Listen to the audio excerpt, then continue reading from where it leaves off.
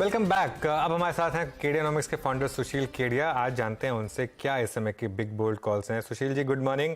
सबसे पहले तो आपको दशहरे की बहुत बहुत शुभकामनाएं। आपको भी। और बताइए इस समय क्या बड़ा व्यू मार्केट पर। देखिए, दशहरे के उपलक्ष्य पे ना एक बड़ी काम की बात याद आती है। रावण जो है वो अपना स्टॉप लॉस नहीं लगा पाया, क्योंकि उसके अहंकार के कारण उसने पोजीशन इतनी बड़ी ले ली, सामने भगवान से भिड़ गया। तो जो रोज के ट्रेडर्स हैं, स्टॉप लॉस नहीं लगा पाते हैं।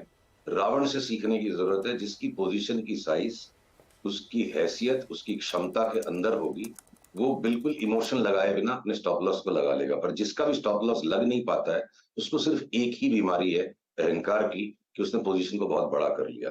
तो दशहरे पे सबसे ज्यादा पहले तो सबको बाजार में समझने की जरूरत है कि अपनी अपनी पोजीशन की साइज का कैलकुलेशन करेक्टली करें।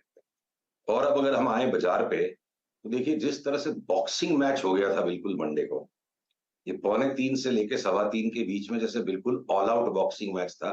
कोई भी बी ग्रुप का स्टॉक पकड़ के 5% नीचे, 7% नीचे कूट दिया। तो उस हाहाकार से आज थोड़ी सी रिबाउंड में एक रिलीफ है।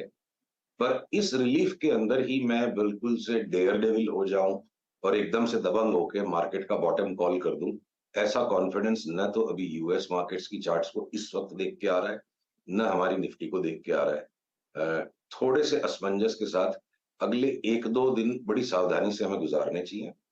अगर आज रात को 4270 के ऊपर, 4370 के ऊपर अगर बंद हो जाता है ये S&P 500, तो 4270 सॉरी, तो फिर मैं कल से यहाँ पे भी हिम्मत करूं कि भाई हो सकता है बाजार का एक बार बॉटम हो गया, और जो आपने आज जो लेवल्स बताए 19,255, उसको स्टॉप लॉस बना के। पर अगर ऐसा नहीं होता तो हमारी एक्सपायरी तक कोई बड़ी बात नहीं है कि हम एक बार 19,000 का लेवल भी तोड़ दे। तो ये हो गई इंडेक्स की बात।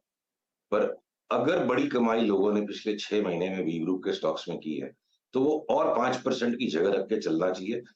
पर घूम फिर के चाहे 18,800 दिखे या न दिखे, मुझे दिवाली या दिवाली के अगले सप्ताह तक वापस बाजार न्यू हाई पे इंडिया में, अमेरिका में, हर जगह नजर आता है।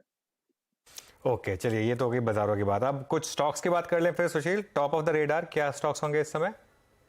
तो देखिए, जैसे कि अब आपके मेरे बीच में कि है ना, संस्कृति सी बन गई है कि कुछ हम हर बार नए रॉकेट कॉल को आइडेंटिफाई करने की कोशिश करते हैं।